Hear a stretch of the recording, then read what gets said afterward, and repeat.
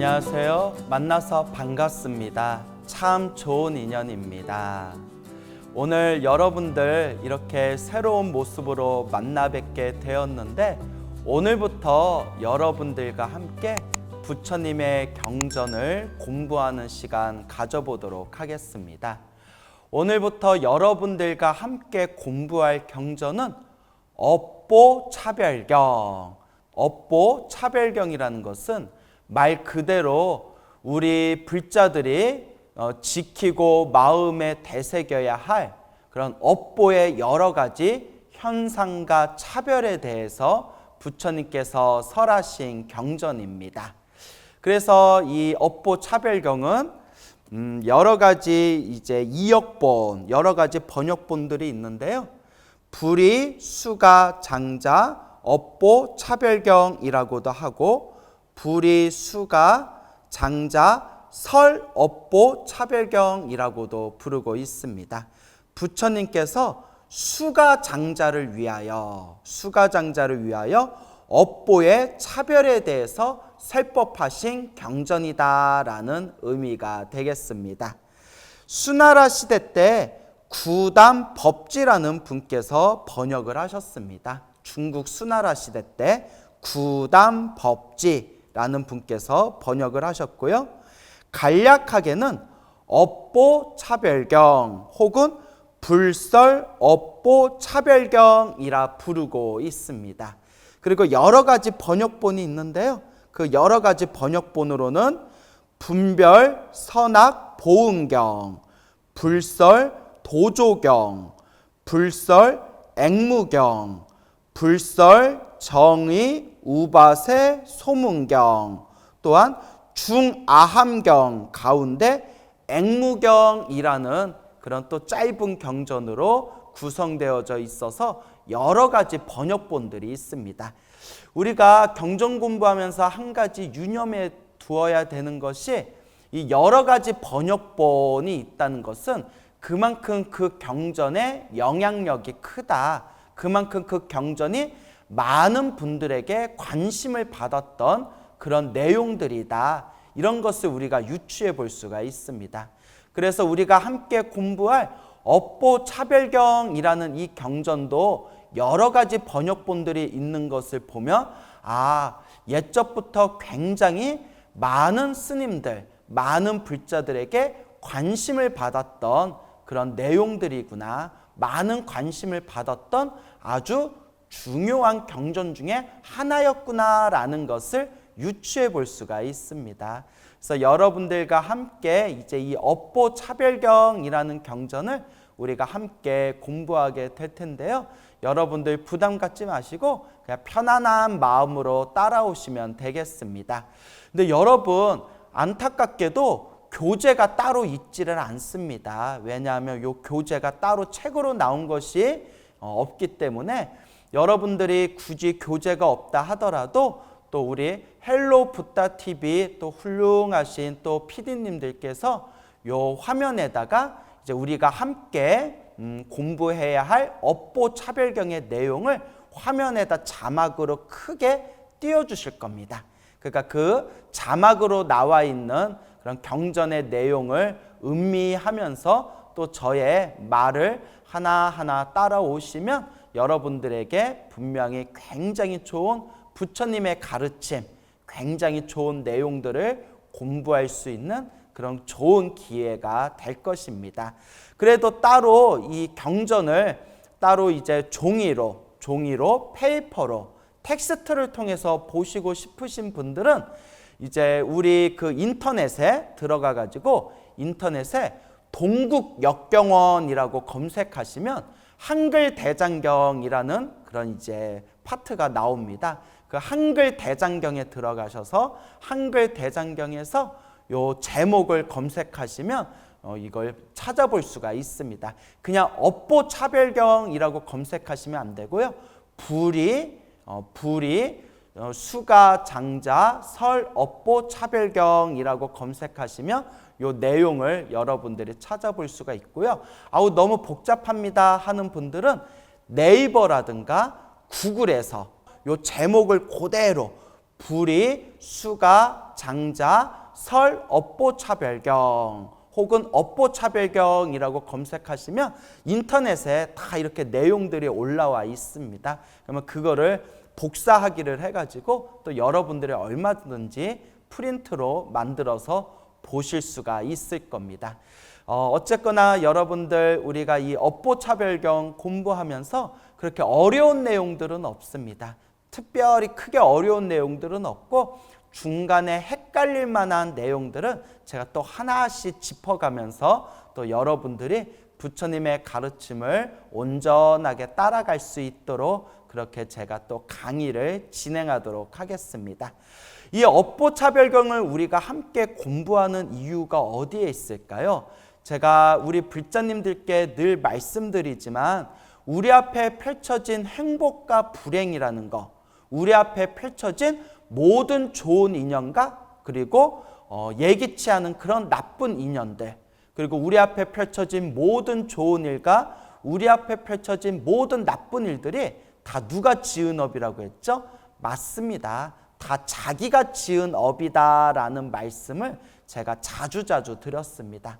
우리 앞에 펼쳐진 행복도 불행도 내가 지은 인과법이고 우리 앞에 펼쳐진 좋은 인연도 나쁜 인연도 내가 지은 인과법이고 내 앞에 펼쳐진 좋은 일도 나쁜 일도 다 내가 지은 인과법이다. 그래서 우리 부처님의 가르침은 철저히 내가 지은 업을 내가 받는다는 이 인과법의 도리로 구성되어져 있습니다.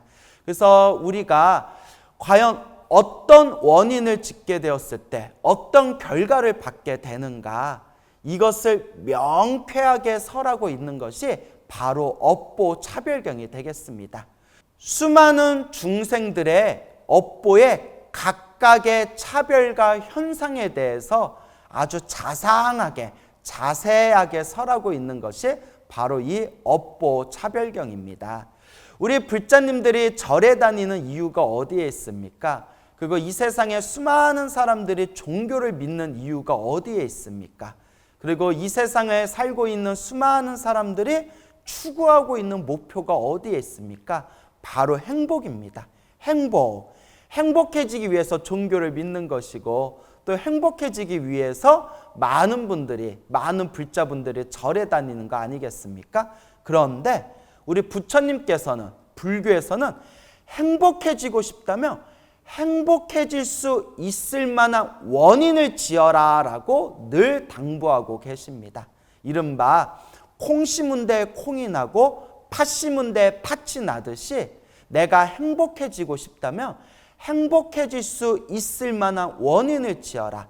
행복해질 수 있을 만한 그 씨앗을 심어라 라고 부처님께서 말씀하시고 계십니다. 그러면 구체적으로 우리가 어떤 원인을 지어야 되는지, 구체적으로 우리가 어떠한 씨앗을 심어야 우리는 행복해질 수 있는지, 그리고 우리에게 불행이라는 결과를 야기시키는 그런 원인들은 어떠한 것들이 있는지, 그것에 대해서 자세하게 설법하고 있는 경전이 바로 업보 차별경이라고 합니다. 그래서 어떻게 보면 저는 이 업보 차별경이야말로 우리 불자들이 공부해야 할 가장 중요한 기초, 가장 중요한 토대 중에 하나가 바로 이 업보 차별경이라는 경전이다라는 생각이 듭니다. 구체적으로 내가 어떤 선업, 어떤 착한 업, 어떤 좋은 업을 지어야 되는지, 그리고 우리 불자들이 살아가면서 어떤 업을 피해야 되는지, 어떤 나쁜 업을 피해야 되는지, 어떤 악업을 피해야 되는지, 그 선업과 악업의 자세한 그런 매뉴얼이 바로 이 업보 차별경이 되기 때문입니다. 그래서 부처님의 경전에 보다 보면 이 업에 대해서 굉장히 중요하다라는 것에 대해서 부처님께서 여러 가지로 설법을 하셨습니다. 대표적으로는 제가 또 이렇게 자료를 찾아왔는데요. 우리가 중생이 살아가면서 우리 앞에 펼쳐진 행복과 불행의 원인은 어디에 있는가라는 질문을 던졌을 때 삼세 인과경이라는 경전에 다음과 같은 구절이 나옵니다. 이 세상에 모든 사람들이 잘 살고 못 살고 귀하고 천하며 괴로움과 즐거움은 모두가 전생에 지은 인과로 이루어진 것이다. 이 세상의 모든 사람들이, 모든 중생들이 잘 살고 못 살고 귀하고 천하며 괴로움과 즐거움의 그 모든 원인이 모두가 전생에 자기 자신이 지은 인과, 원인과 결과, 인과법으로 이루어진 것이다 라고 부처님의 삼세 인과경에서 설하고 있습니다. 그래서 우리 불자님들이 항상 그런 스님들 법문 들을 때 모든 게 다 자기가 지은 업이다. 우리 앞에 펼쳐진 모든 게 다 자신이 지은 업의 인연법이다 라는 말씀을 많이 하시지 않습니까? 그러면서 우리가 진정으로 행복해지고 싶다면, 정말 우리 앞에 있는 불행을 소멸하고 싶다면 과거 전생에서부터 지었던, 알고 지었건 모르고 지었건 내가 지었던 그 나쁜 업들, 그 악업들을 항상 참회하고 소멸해야 되며, 항상 우리가 좋은 업, 착한 업, 선업을 지어야 된다라고 늘 우리 큰 스님들께서 설법을 하시지 않습니까? 그 모든 스님들의 법문이 다 부처님의 경전을 근거로 삼아서 그렇게 법을 설하고 있는 것입니다. 그러니까 여러분들이 정말 행복해지고 싶다면 지금 이 순간 끊임없이 복과 선업과 공덕을 쌓아 나가야 되는 것이고, 내가 지었던 복과 선업과 공덕의 그 씨앗이 행복이라는 열매로 열리게 되는 것입니다. 그러면 스님, 구체적으로 어떠한 복과 선업과 공덕을 쌓아야 됩니까? 라는 그런 자세한 설명이 바로 우리가 앞으로 공부하게 될 업보차별경이 되겠습니다. 이제 업보차별경을 공부하면서 이러한 행위를 하면 이러한 업을 받게 되는구나. 이러한 복을 지으면 우리가 큰 공덕을 쌓게 되는구나. 이러한 짓을 저지르면 이것이 언젠가 우리에게 불행을 일으키는 그런 나쁜 씨앗을 우리가 심고 있는 것이구나 라는 것을 이제 하나하나 자세하게 배우게 될 것입니다. 그리고 또한 다른 경전에서 이렇게 이야기합니다. 잘 들어보세요. 스승이시여, 여기서 말하는 스승이시여, 부처님을 뜻하는 겁니다. 부처님, 세존이시여, 스승이시여, 어떤 중생은 수승하고 어떤 중생은 열등하게 되는 뿌리가 무엇입니까? 수승하다라는 표현은 이제 우리말로 이제 쉽게 표현하면 훌륭하다라는 말로 이제 우리가 표현하면 되겠습니다. 어떤 중생은 훌륭하고 어떤 중생은 열등하게 되는 뿌리가 무엇입니까? 그 원인이 무엇입니까? 왜 어떤 중생은 잘났고 훌륭하고, 왜 어떤 중생은 못났고 또 어떤 중생은 열등하게 되는 것입니까? 제자여, 업의 주인은 자기 자신이다. 이 모든 업의 주인은 자신이다. 자신이 업의 계승자, 업에서 태어나고 업에 의하여 구속되고 업에 의하여 보호받는다. 이거 굉장히 중요한 얘기입니다. 업의 주인은 자기 자신이다. 자신이야말로 업의 계승자이고 업에서 태어나고 업에 의하여 구속되고 업에 의하여 보호받는다. 업이 중생들의 우열을 구분짓는다라고 마찌마 니까야라는 초기 경전에 이러한 내용들이 나온다고 합니다. 그래서 많은 불자들이 한 번씩은 들어봤을 그런 유명한 부처님 말씀이 있죠. 전생일을 알고자 하는가, 금생에 받는 것이 그것이다. 다음 생을 알고자 하는가, 이번 생에 짓는 것이 그것이다. 전생일을 알고자 하는가?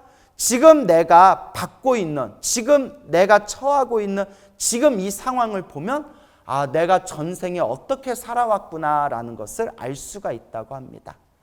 여러분들이 앞으로 다음 생, 미래 생을 알고 싶습니까?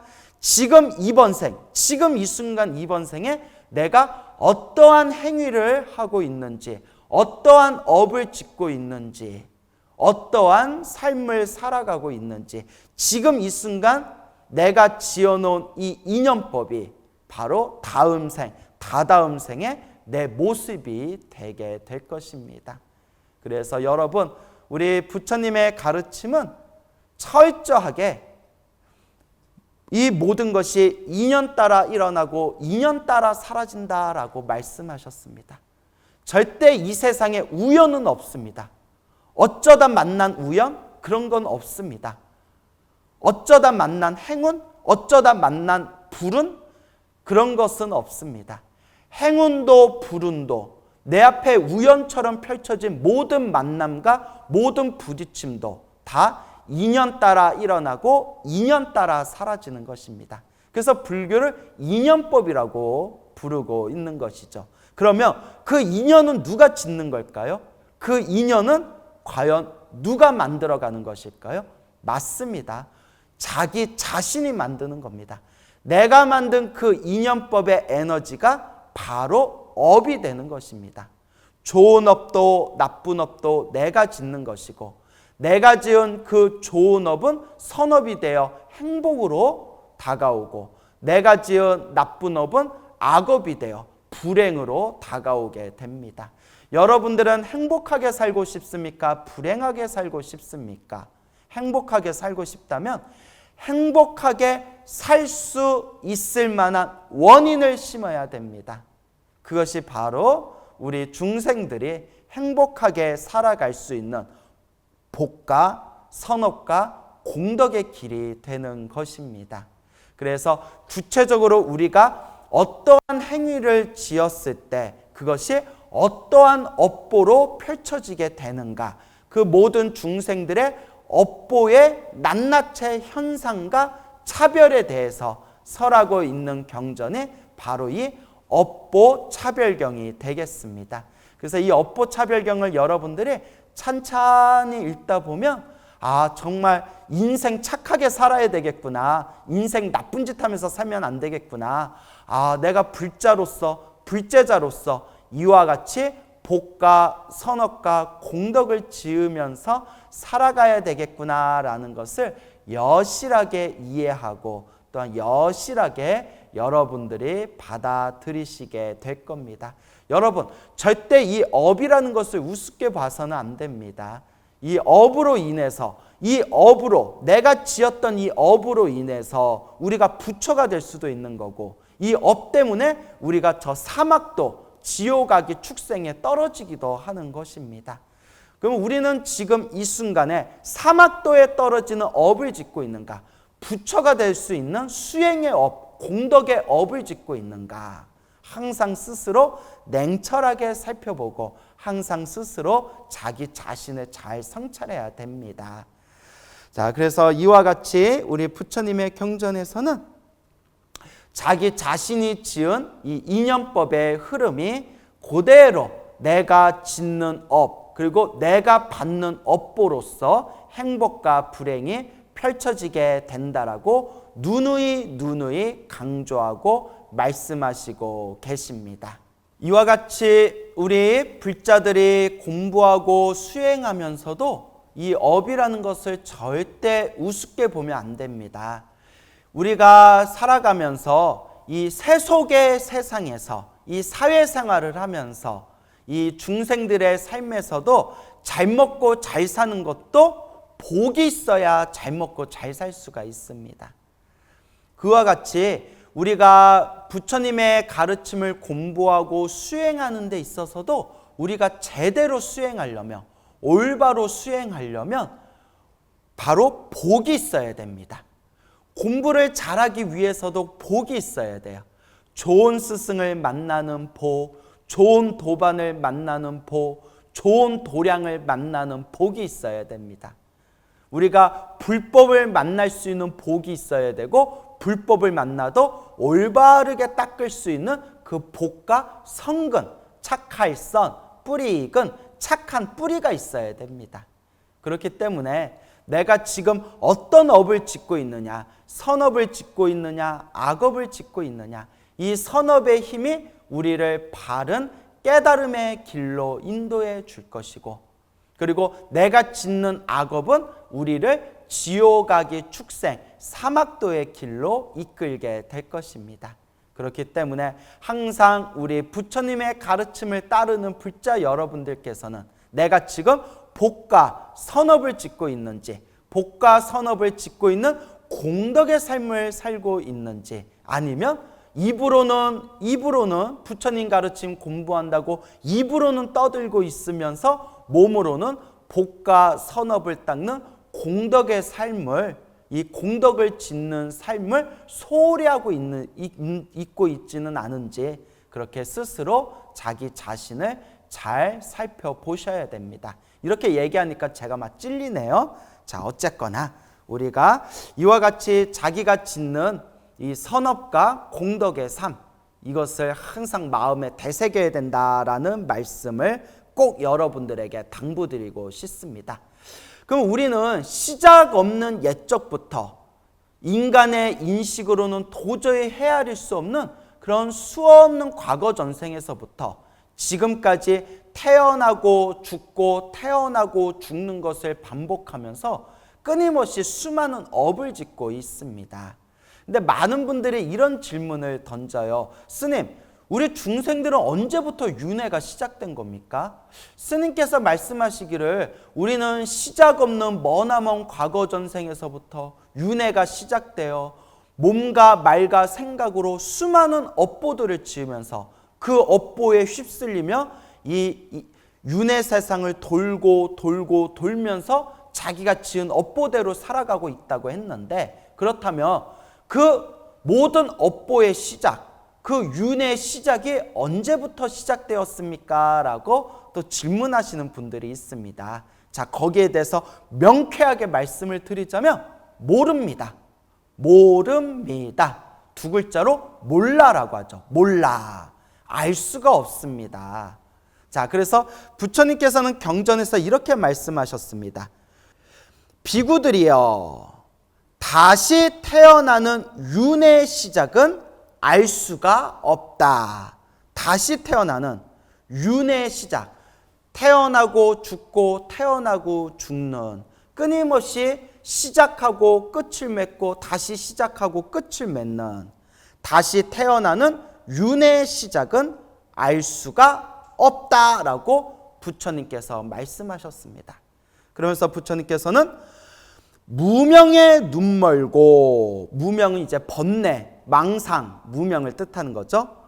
갈애에 구속되어, 갈애는 무명에서 야기되어진, 무명에서 펼쳐진 집착들을 뜻합니다. 욕망과 집착. 무명의 눈이 멀고 갈래, 집착에 구속되어 돌고 도는 중생들에게 첫 번째 지점은 알려져 있지 않다. 첫 번째 지점은 윤회의 최초의 시작점, 최초의 윤회가 시작된 첫 번째 지점은 알려져 있지 않다라는 초기 경전 니까야의 족쇄경이라는 경전에서 부처님께서 이와 같이 말씀하십니다. 그러면서 우리 불교에서는 윤회의 원인과 윤회의 첫 시작과 윤회의 끝은 우리 중생들은 알 수가 없다. 오직 완전한 깨달음을 얻으신 안욕따라 삼맥 삼보리, 완전한 깨달음을 얻으신 오직 부처님만이 완벽하게 꿰뚫어 보신다라고 불교에서는 말하고 있습니다. 그러니까 여러분들이 모든 윤회의 시작을 알고 싶으면, 우리가 언제부터 윤회가 시작되었고 왜 윤회가 시작되었는지를 알고 싶으면 딱 한 가지 방법뿐이 없습니다. 여러분들이 성불하시면 됩니다. 여러분들이 부처가 되면, 여러분들이 안욕따라 삼맥 삼보리, 완전한 위없는 완전한 깨달음을 얻게 되면 그때 비로소 모든 윤회의 시작과 윤회의 원인과 윤회의 최초의 시작점, 그 첫 번째 시작점을 꿰뚫어 볼 수가 있다고 합니다. 부처님께서는 이 모든 것을 다 꿰뚫어 보셨는데 중생들에게 설하기를, 설법하기를 주저하셨습니다. 왜냐? 이 윤의 첫 시작은 인간의 인식으로는 헤아릴 수 없는 세계이기 때문에 부처님께서 억지로 말로써, 언어와 말로써, 문자로서 설법을 하시면 오히려 중생들에게 혼란을 일으킬 수가 있기 때문에 부처님께서는 이 윤의 첫 시작에 대해서 중생들에게 자세하게 말씀하시기를 주저하셨다고 합니다.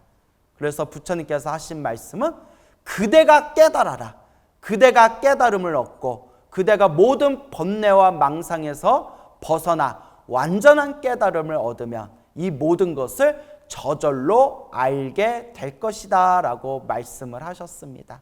그래서 언제부터 윤회가 시작됐는지, 윤회의 원인이 무엇인지 이걸 완벽하게 꿰뚫어 보는 것은 오직 부처님밖에 안 계시고 우리 같은 일반 중생들은 도저히 언어와 문자로서는 그 깊은 심오한 이치를 다 헤아릴 수가 없다고 합니다.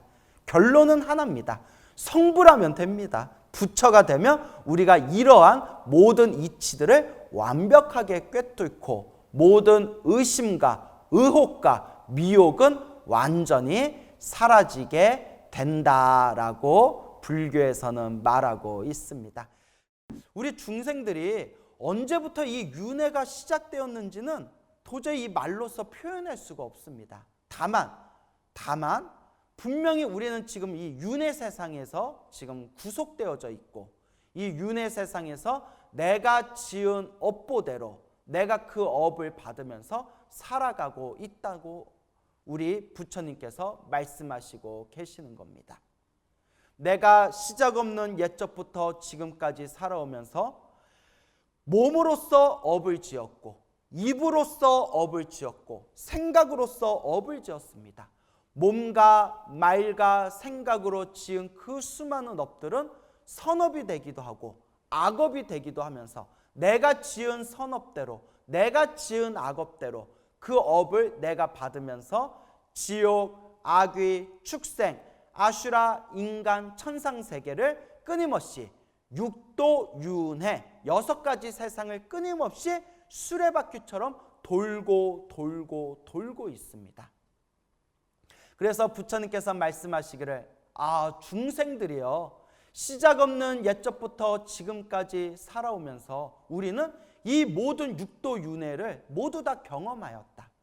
지옥에도 떨어진 적이 있었고 축생으로 태어난 적도 있었고 인간 세상에서 인간으로 살아간 삶도 수없이 많았고 저 하늘세계 신으로 태어난 적도 있었다. 하지만 끊임없이 이 윤회 세상에서 반복되는 태어남과 죽음을 끊임없이 반복하면서 지금 이 자리에 다시 인간으로 태어나게 되었다. 오 중생들이여 언제까지 끊임없이 이 윤회의 삶을 반복할 것인가 라고 부처님께서 끊임없이 우리 중생들에게 법을 설하십니다. 그리고 부처님께서는 윤회 안에서 얻는 행복은 진정한 행복이 아니다라고 말씀하셨습니다. 윤회 안에서 부귀와 영화를 누리고 돈을 벌고 엄청난 명예와 권력을 얻고 아무리 쾌락과 즐거움을 누린다 하더라도 그것은 진정한 행복이 아니다. 진정한 즐거움이 아니다. 완전한 행복, 완전한 즐거움이 아니다라고 말씀하셨습니다. 인간으로 태어나 부귀 영화를 누려도 복이 다하면 결국 언젠가는 우리 인간은 목숨이 다하여 이 인간 세상에서 결국 목숨이 끊겨 또 우리가 다음 생에 어디로 태어날지 우리는 한순간도 미래를 예측할 수가 없습니다.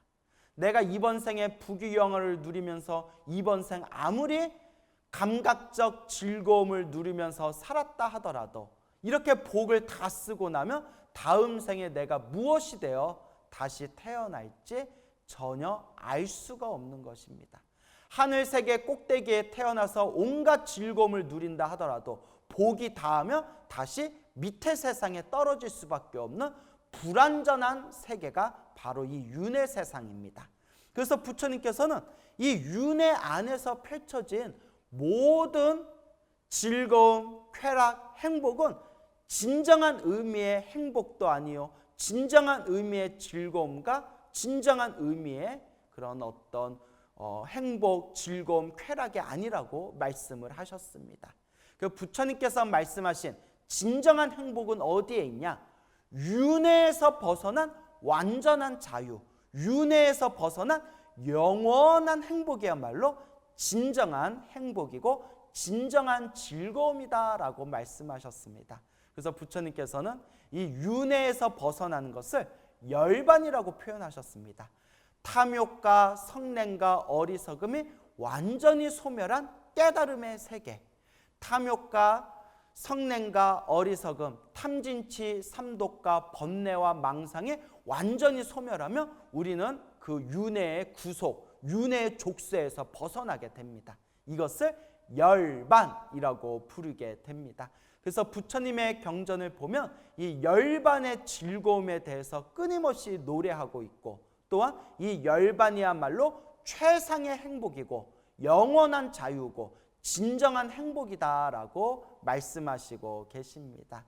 그래서 복을 짓고 선업을 짓고 공덕을 쌓더라도 내 개인적인 행복, 내 개인적인 즐거움을 위해서 복과 선업과 공덕을 쌓는 것이 아니라 진리의 깨달음, 영원한 자유, 영원한 행복, 열반의 즐거움, 모든 중생과 다 함께 성불하는 자타일시 성불도를 목표로 해서 복과 선업과 공덕을 쌓으셔야 됩니다. 이것을 꼭 명심하셨으면 좋겠습니다. 그런데 여러분, 업과 업의 관계, 이 업보의 세밀한 이 이치는 오로지 부처님만이 완벽하게 꿰뚫어 볼 수 있다라고 경전에서 말씀하시고 계십니다. 예를 들어서 우리같이 평범한 중생도 열심히 이 마음을 닦으면 과거 전생을 볼 수가 있다고 합니다. 실제로 뭐 단전호흡을 한다거나 무슨 주문 수행을 한다거나 나름대로의 특별한 마음 공부를 하시는 분들 중에서도 어렴풋하게나마 전생을 보실 수 있는 분들이 계십니다. 또한 아라한 같은 경우에도 거룩한 성자인 아라한들도 신통이 있는 아라한이 있고 신통이 없는 아라한도 있다고 합니다. 그래서 아라한들도 과거 전생이나 몇 생 전을 꿰뚫어 보시는 아라한도 계시고, 그리고 신통제일 목건년이나 지혜제일 사리불 같은 분들께서는 수없는 과거 수백 생 전의 전생을 꿰뚫어 보시는 그런 아라한들도 계시다고 합니다. 그런데 중요한 것은 하나하나의 낱낱한 이치 완벽하게 꿰뚫어 보시는 분은 오직 부처님밖에 안 계시답니다. 이 중생이 과거 전생에 어떤 업을 지어서 이번 생에 이런 결과가 생겼구나라는 것을 거미줄과 같이 촘촘하게 완벽하게 꿰뚫어 보시는 분들은 오직 부처님밖에 안 계신다라고 말씀하시고 계십니다. 그러니까 어렴풋하게 전생을 보는 것만으로는 이 인과법, 인연법을 완벽하게 알 수가 없습니다. 심지어 아라한들조차도 수백 생 전의 전생을 꿰뚫어 봤다 하더라도 부처님의 그 세밀한 그 깨달음의 지혜에 비하면 저 태양 옆에 반딧불과 같다고 하였습니다. 중생들의 업과 그 업의 세밀한 그 서로가 서로의 관계, 그 이치는 부처님만이 완벽하게 꿰뚫어 보고 이해하실 수가 있다. 그래서 중생이 생각할 수 없는 아주 심오한 이치 4가지가 있다. 일반 중생들이 헤아릴 수 없는 그 4가지는 무엇인가? 자, 부처님 경전에 다음과 같은 내용이 나옵니다. 비구들이여 4가지 생각할 수 없는 것이 있으니 그것을 생각해서는 안 된다. 생각해서는 안 되는 네 가지가 있다고 합니다. 그것을 생각하면 미치거나 곤혹스럽게 된다. 그러니까 일반 중생의 아르마리로는 정답을 얻을 수가 없고 해답을 얻을 수가 없는 심오한 네 가지가 있다고 합니다. 그것이 무엇이냐? 무엇이 내신가? 부처님의 공덕. 부처님의 공덕은 도저히 다 헤아릴 수가 없다고 합니다. 그리고 선정에 든 사람의 마음. 선정에 든 사람의 마음. 선정은 삼매라고도 합니다. 정신이 하나로 통일되어 깊고 고요한 마음의 경지를 선정, 삼매라고 부릅니다. 선정과 삼매에 들지 못한 평범한 중생들은 아르마리로서 감히 그 선정과 삼매의 경지를 헤아릴 수가 없다. 업과 업의 결과, 이 업보와 업보, 이 업과 업의 관계와 내가 지은 업보로 인해서 어떠한 업보의 결과가 생기는 이 업이라는 이치는 중생의 아르마리로는 다 헤아릴 수가 없다. 오직 부처님만이 완벽하게 꿰뚫어 볼 수 있다. 그만큼 이 업이 심오한 거예요. 심지어 불교 공부를 하는 사람들조차도 이 업을 무시하는 경향이 있습니다. 업을 무시하거나 업보에 대해서 이야기를 하면 수준 낮은 법문이다 생각하는 분들이 있는데, 그런 분들은 증상만에 빠진 사람들입니다. 증상만이라는 것은 내가 잘났다라는 아상, 아만, 교만에 빠진 사람들입니다. 중요하지 않은 내용이라면 부처님께서 왜 이렇게 자세하게 설해놨겠습니까? 우리가 이렇게 중생으로 살고 있는 것도 내가 지은 업이기 때문이고, 저렇게 부처님처럼 위대한 깨달은 자가 될 수 있었던 것도 수많은 선업과 공덕을 쌓았기 때문입니다. 수행의 첫걸음은 업입니다. 나는 지금 어떤 업을 짓고 있는가? 선업을 짓고 있는가? 악업을 짓고 있는가? 공덕의 삶을 살고 있는가? 그러면서 부처님께서는 모든 것이 인연 따라 일어나고 인연 따라 사라지며 그 인연의 흐름 속에서 펼쳐지는 모든 업과 업의 관계를 완벽하게 세밀하게 꿰뚫어 볼 수 있는 존재는 오직 부처님밖에 안 계시다. 이 업이라는 것은 중생이 억지로 생각을 헤아리면 오히려 미쳐버리거나 곤혹스럽게 된다라고 경전에서 말씀하시고 계시는 겁니다. 그러니까 부처님께서 말씀하신 그 업의 이치를 믿고 의지해라.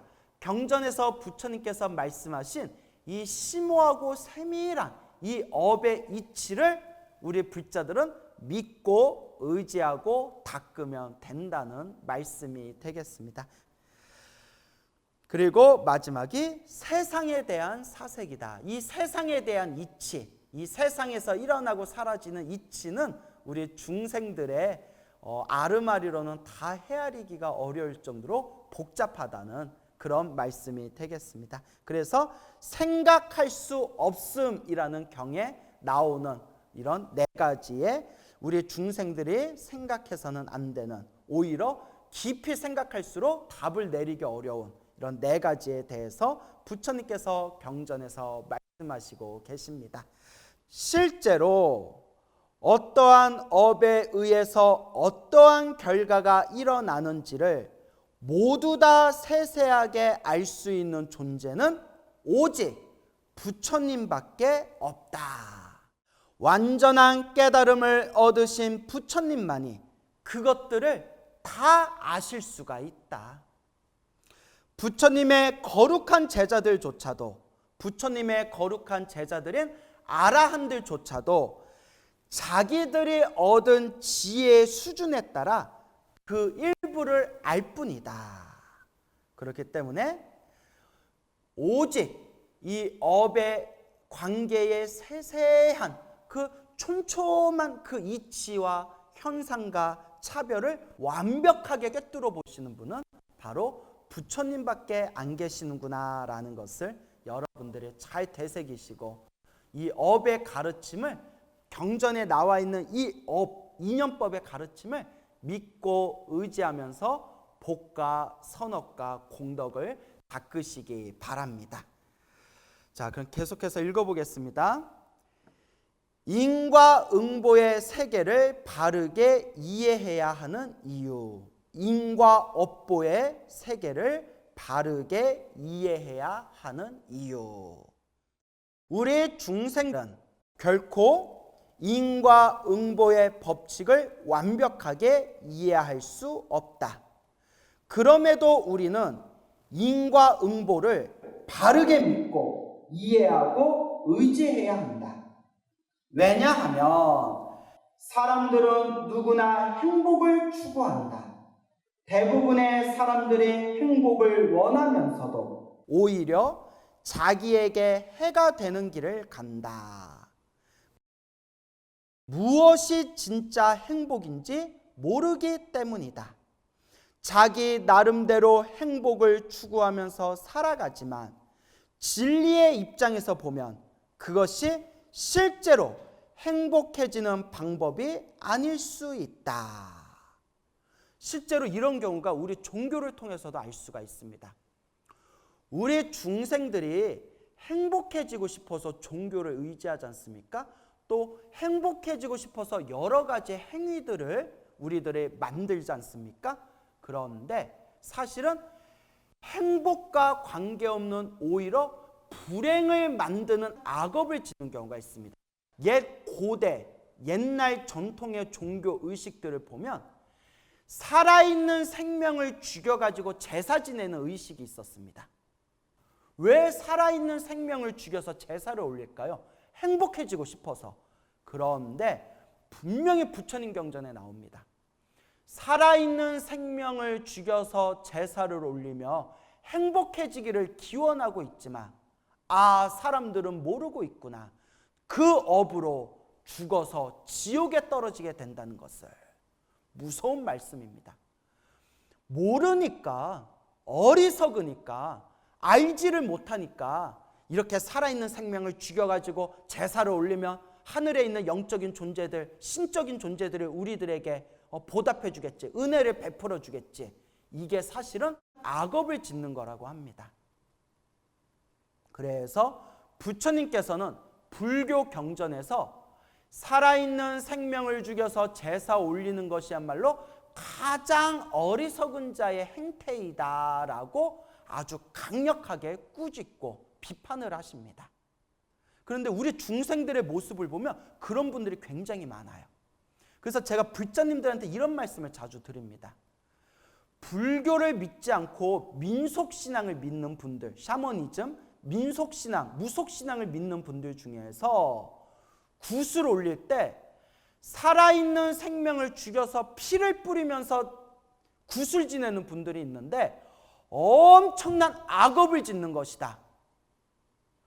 지장경 같은 경전에도 나오지만 살아있는 생명 죽여서 피를 뿌리면서 제사를 지내거나 할 때 오히려 피냄새를 맡고 귀신들이 찾아오는데, 신들이 찾아오는데, 여러분 조금만 상식적으로 생각해 보세요.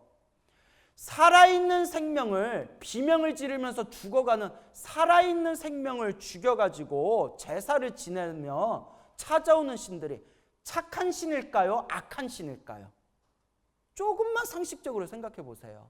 살아있는 생명을 죽여서 제사를 올리면 착한 신들이 찾아오겠습니까? 악한 신들이 찾아오겠습니까? 당연히 악한 신들이 찾아오죠. 그걸 분명히 경전에서 이야기하고 있습니다. 그 집안에 피냄새가 흥건하며 피냄새를 맡고 오만 악귀와 잡귀와 잡된 귀신들, 악한 귀신들이 찾아온다고. 그러면 여러분, 피를 뿌려가지고 살아있는 생명을 죽여서 굿을 올리면 악한, 잡된 그런 악귀들이, 악한 귀신들이 찾아오게 되는데, 그렇게 굿을 올리고 그렇게 제사를 지내면 나한테 좋은 일이 생기겠습니까? 나쁜 일이 생기겠습니까? 그래서 제가 불자님들한테 불법을 만나기 전에 그런 무속신앙을 믿다가 그렇게 살아있는 생명들을 죽여서 굿을 하거나 제사를 올렸던 경험이 있는 불자분들에게 제가 간곡하게 말씀드리는 게 있습니다. 참회 기도를 많이 하십시오. 업장 소멸을 많이 하십시오. 그 업을 언젠가 우리가 받게 될 겁니다.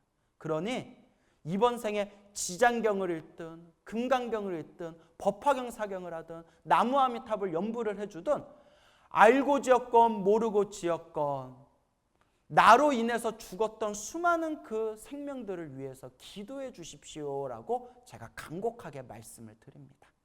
그러니까 불자들도 이러한 이치, 이러한 부처님 경전의 말씀을 공부하지 않으면 순간 눈이 휙 돌아가가지고 절에 다니다가도 아우 야 나 요새 속상한 일이 있고 안 풀리는 일이 있는데 어떡해? 야야야 저기 가서 저기 살아있는 생명 죽여가지고 굿하면 엄청나게 그 좋은 일이 생기고 사업도 술술 풀릴 거야.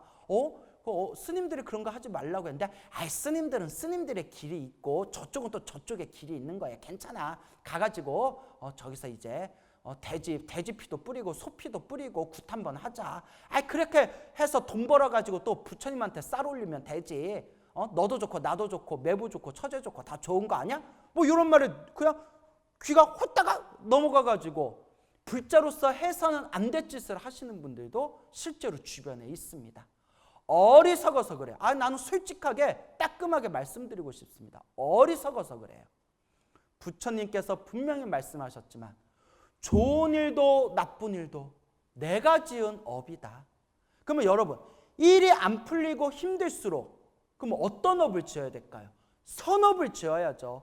일이 안 풀릴수록 더 열심히 기도하고 더 열심히 선업을 짓고 더 열심히 복을 지어야죠. 근데 일이 안 풀린다고 살아있는 생명을 죽여서 제사를 올린다면 그게 선업이 되겠습니까? 악업이 되겠습니까?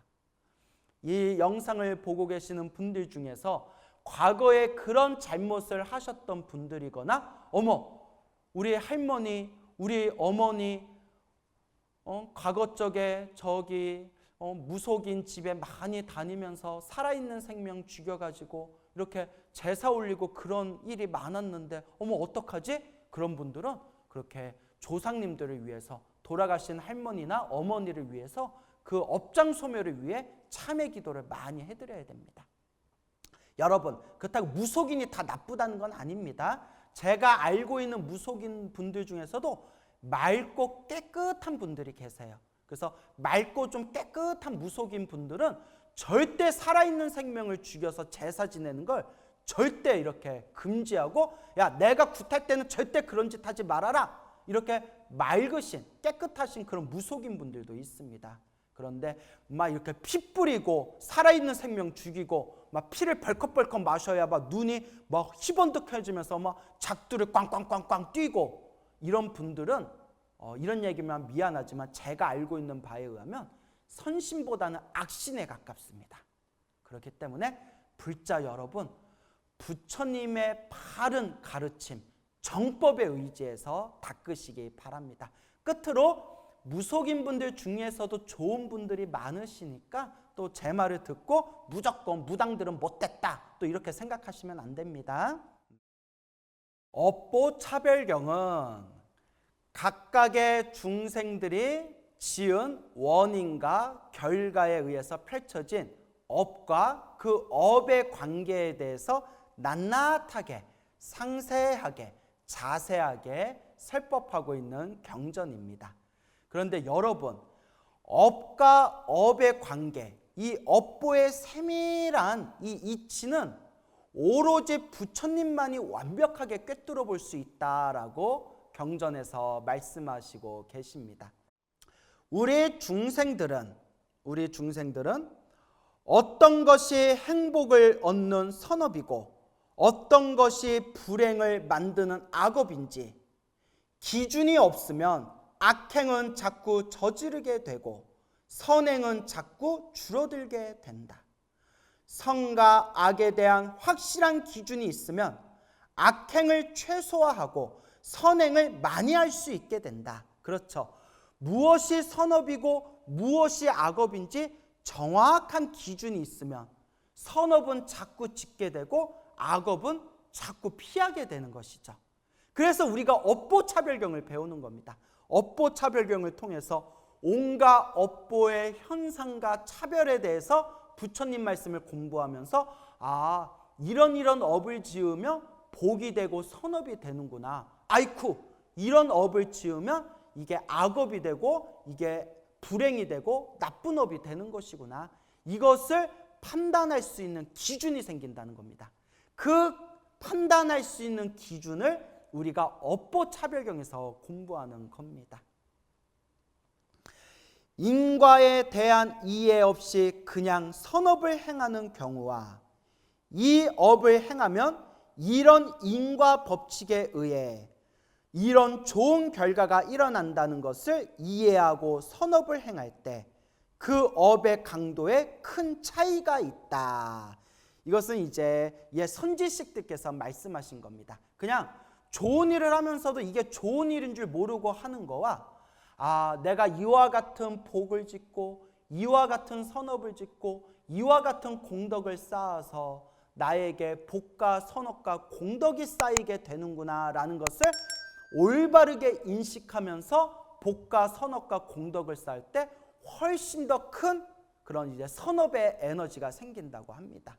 그리고 한 걸음 더 나아가서 그 모든 복과 선업과 공덕의 이치를 올바르게 이해하고 있으면서도 그러한 복과 선업과 공덕에 집착하지 않고 그런 집착이 없는 순수한 마음으로 복과 선업과 공덕을 지을 때 그것이 진정한 무주상 보시가 되고 무주상 머무르는 바가 없는 상에 머무르는 바가 없는 진정한 공덕이 펼쳐지게 되는 겁니다.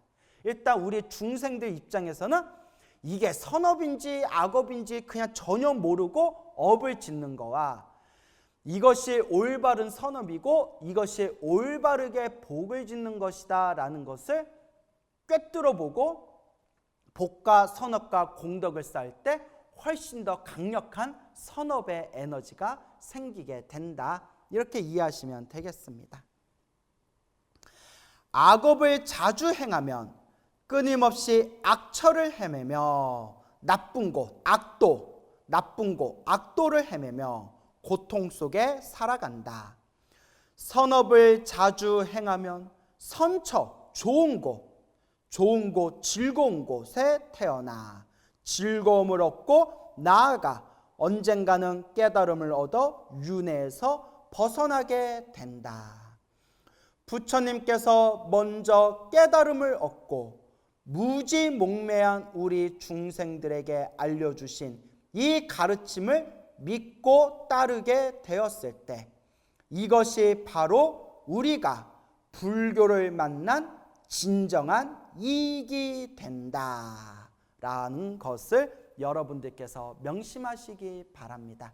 그래서 왜 우리가 업보차별경을 공부해야 되는지, 왜 부처님께서 말씀하신 그 각각의 업보에서 펼쳐진 현상과 차별에 대해서 올바른 이해와 올바른 기준을 세워야 되는지 그 목적에 대해서 오늘 말씀을 드렸습니다. 그래서 제가 늘 말씀을 드리지 않습니까? 행복해지고 싶습니까? 그리고 불행을 피하고 싶습니까?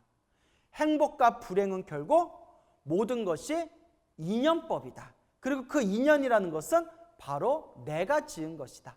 내가 몸으로 짓고 입으로 짓고 생각으로 지은 그 에너지, 몸과 말과 생각으로 지은 그 에너지가, 그 에너지 덩어리가 업이 되어가지고 몸과 말과 생각으로 지은 착한 에너지는 선업이 되고 몸과 말과 생각으로 지은 나쁜 에너지는 악업이 되어서 선업은 행복으로 악업은 불행으로 끊임없이 내가 지은 업의 인연법대로 내가 그것을 받아가면서 살아가게 되는 것이다 라는 말씀을 자주자주 제가 드리지 않습니까?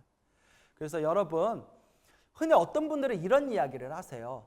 스님, 마음이 본래 부처인데 그런 자질굴레한 게 다 무슨 필요가 있습니까? 마음이 본래 부처니 이 본래 부처인 마음만 믿고 살아가면 되지 않습니까? 이론적으로는 맞아요. 이론적으로는 맞는데 입으로는 내가 마음이 부처다라고 하면서 몸으로 실천하는 사람은 제가 거의 못 봤어요. 이 얘기 들으시면 찔리는 분들이 있을 겁니다.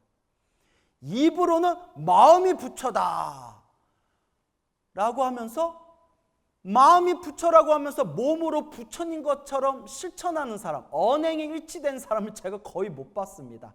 있기야 하겠죠. 어딘가에 계시기는 하겠죠. 근데 제가 거의 못 봤어요. 이게 이론과 현실의 괴리감이에요.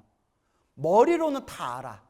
머리로는 부처님의 가르침이 다 이해가 되고, 머리로는 조사 스님들의 모든 어록이 다 이해가 되고, 머리로는 내가 부처요라는 게 머리로는 이해를 했어요. 그런데 몸으로는 탐욕과 성냄과 어리석음이 그대로 남아있어.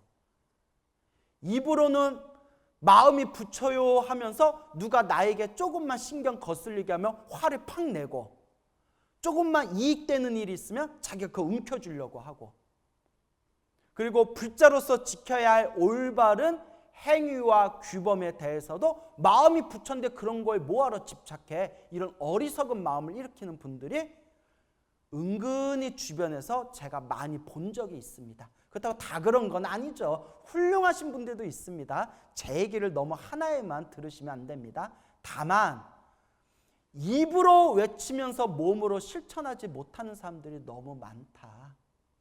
그래서 우리가 꼭 명심해야 될 게 있습니다. 마음이 본래 부처다라는 부처님 법문은 진실입니다. 진실입니다. 최상의 깨달음의 경지입니다. 단 마음이 부처인 건 사실이지만 그거는 모든 번뇌와 망상이 사라진 완벽한 깨달음의 경지에서 말할 수 있는 세상입니다. 우리같이 탐욕과 성냄과 어리석은 사람들이 감히 헤아릴 수 있는 깨달음의 세계가 아닙니다. 그래서 흔히 우리 스님들이 이런 이야기를 합니다. 여러분, 부처님도 삼아승직업에 닦았습니다 라는 표현을 합니다. 삼아승직업에 닦았다. 아승직업이라는 표현은 도저히 인간의 생각으로 헤아릴 수 없는 기나긴 시간을 아승직업이라고 합니다. 아승직업, 인간의 의식으로 도저히 헤아릴 수 없는 기나긴 시간, 그 아승직업을 몇 번을 굴리셨다? 3번을 굴리셨다는 거예요. 인간의 인식으로 도저히 헤아릴 수 없는 무한에 가까운 세월을 3번을 굴리신 삼아승직업을 닦으셔서 저렇게 위대한 부처님이 되셨다라고 이야기하고 있습니다. 이론적으로는 마음이 부처지만 마음이 부처인 그 완벽한 깨달음의 경지에 가기 위해서 삼아승직업을 닦으셨다. 삼아승직업 동안 육바라밀을 완벽하게 완성하셔서 보시, 지계, 인욕, 선정, 정진, 지혜, 육바라밀을 완벽하게 닦으셔서 지혜와 복덕과 자비와 신통을 완벽하게 구족했을 때 우리가 진짜 부처라고 부를 수가 있는 겁니다. 입으로는 마음이 부처다라고 말하면서 몸과 행동이 따로 움직인다면 과연 그것을 진정한 수행이라고 부를 수 있겠습니까? 그래서 여러분, 사람을 일단 겸손한 게 좋아요. 겸손한 게. 그래도 내가 마음이 부처다 이렇게 자만심에 빠지는 것보다는 내가 마음이 부처인 것은 사실이지만 아직은 탐욕과 성냄과 어리석음이 가득한 중생의 상태이기 때문에 겸허한 마음으로 나는 꾸준히 복과 선업과 수행의 공덕을 쌓고 닦아야 된다라고 마음을 겸허하게 닦는 것이 중요합니다. 그렇기 때문에 그 복과 선업과 공덕을 닦는 좋은 기준이 될 수 있는 경전이 바로 우리가 앞으로 공부하게 될 업보 차별경이 되겠습니다. 우리 중생들은 경전 공부를 많이 하신 또 불자님들이 계시지 않습니까? 그래서 경전 공부를 많이 하신 불자님들께서도 머리로는 다 알겠는데 이렇게 몸으로는 실천이 잘 안 됩니다라는 말씀을 자주 하십니다. 실제로 제가 그래요. 남 얘기할 필요 없이 저도 경전도 많이 보고 책도 많이 보고 나름대로 밤새워서 공부도 많이 했지만 아는 것만큼 제 몸과 말이 전혀 따라주지 않는다는 것을 너무나 강하게 느낍니다. 그리고 또 우리 주변에 보면 절에 오랫동안 다니면서 나름대로 수행도 많이 하고 공부도 많이 하셨는데 가끔씩 절에 안 다니는 사람들보다도 훨씬 더 마음을 못 쓰는 그런 사람들을 볼 때가 있습니다. 그럴 때 우리는 의문에 빠지죠. 저렇게 절에 다녔는데 왜 저럴까? 저렇게 불교 공부를 했는데 왜 저럴까? 남 얘기할 필요도 없이 저 자신만 보더라도 20년이 넘게 나름대로 공부했는데 나는 왜 그럴까? 그게 바로 업습입니다. 업습, 업의 습관. 우리 중생들은 지독한 이 업보의 습관에 스며들어 있어가지고 이 습관이 쉽게 안 변하는 겁니다. 여러분 생각해 보세요. 이번 생에 담배를 3년 동안 피면 담배를 끊었을 때 완벽하게 담배를 끊는 게 30년이 걸린답니다.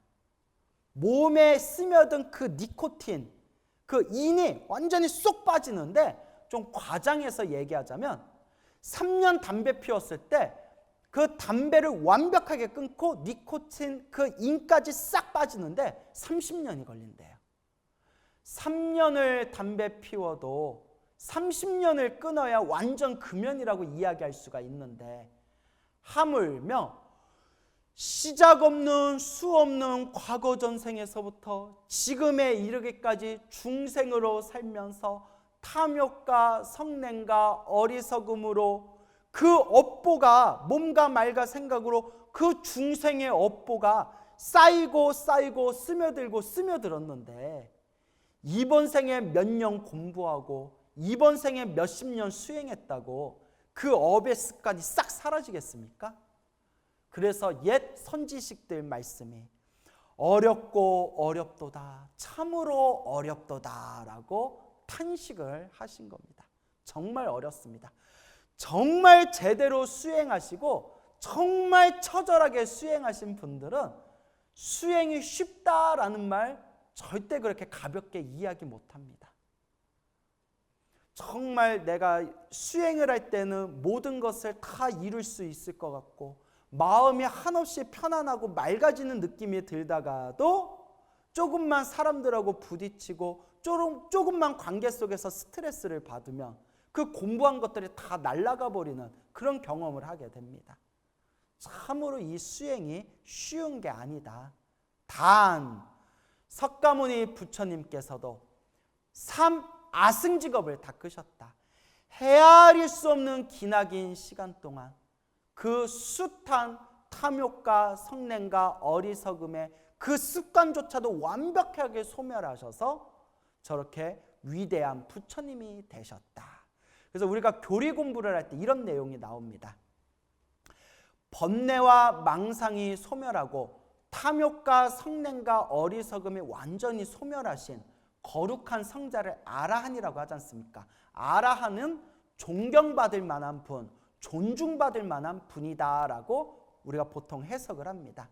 그렇게 존경받을 만한 분, 존중받을 만한 분이 바로 아라한이신데 아라한은 번뇌는 소멸했지만 아직도 습관은 남아있답니다. 그 교리 공부를 하다 보면 그런 내용이 나옵니다. 아라한은 번뇌는 소멸했지만 자기도 모르는 습관은 남아있대요. 습관은 남아있다.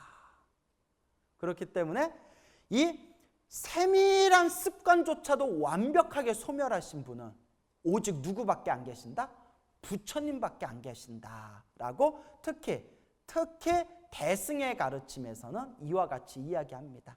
그래서 아라한이 번뇌와 망상이 소멸하고 윤에서 벗어난 것은 맞지만 존경받고 존중받을 만한 건 맞지만 번뇌는 없으시되 알게 모르게 살아왔던 그 습관은 남아있다. 그리고 그 미세한 세밀한 습관조차 흔적도 없이 완벽하게 정화되신 분은 오직 부처님이시다. 그래서 우리가 교리 공부를 하다 보면 부처님과 아라한이 윤회에서 벗어나신 거룩한 성자지만 그러한 능력의 차원에서는 부처님과 아라한의 벽을 따로 둡니다.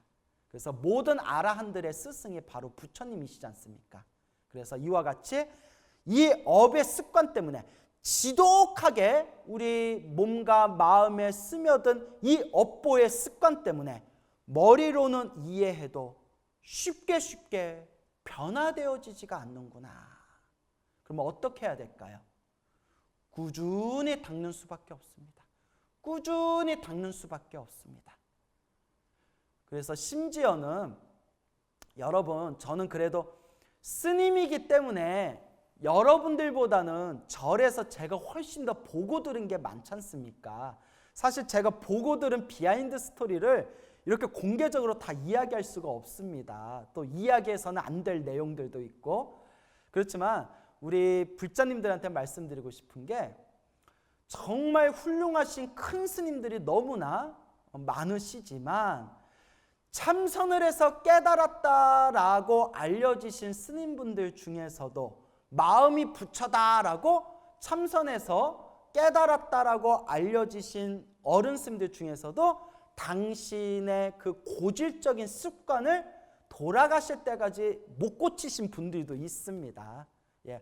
그렇다고 그분들을 이제 무시하는 건 아니죠. 다만 그만큼 업의 습관을 고치기가, 변화시키기가 어렵다라는 것을 제가 강조하고 싶은 겁니다. 여러분, 낱말할 필요도 없이 내 자신을 보면 알아요. 내 자신을 봐도, 야, 이번 생 습관도 이렇게 못 고치는데 세세생생 중생의 습관을 언제 다 고치냐. 그래서 부처님께서도 몇 겁을 닦으셨다? 3아승직업을 닦고 닦아서 저렇게 세밀한 습기, 세밀한 습관조차도 완벽하게 정화되신 저런 황금빛 지혜와 자비를 갖춘 위대한 부처님이 되셨구나. 그러니까 결론은 꾸준하게 닦고 닦으며 행하는 수밖에 없습니다. 그래서 저는 열심히 하자라는 말보다 꾸준히 하자라는 말을 더 좋아합니다. 처음부터 열심히 하는 사람들은 지쳐가지고 나자빠지더라고요. 근데 꾸준하게, 이번 생이 안 되면 다음 생, 다음 생이 안 되면 다다음 생, 꾸준하게 세세생생 불자로서, 부처님의 제자로서 성불하는 그날까지 꾸준하게 닦겠다. 그 첫걸음이 바로 복과 선업과 공덕, 바로 올바른 업을 짓는 것이 바로 첫 번째 걸음이 되는 것이고, 올바른 업을 짓는, 복과 선업과 공덕을 짓는 그 올바른 기준을 이제 우리가 업보 차별경에서 자세하게 공부하게 될 겁니다. 그러니까 여러분, 어려운 내용이 하나도 없으니까 편안한 마음으로 자꾸 보고 자꾸 듣다 보면 여러분들 마음속에 부처님 가르침의 에너지가 은은하게 스며드시게 될 겁니다. 그래서 항상 수행하시고 정진하시고 열심히는 하지 않더라도 꾸준하게 닦는 그런 불자가 되시기를 바람드리는 바입니다. 오늘 여기서 마치겠습니다. 여러분 성불하십시오.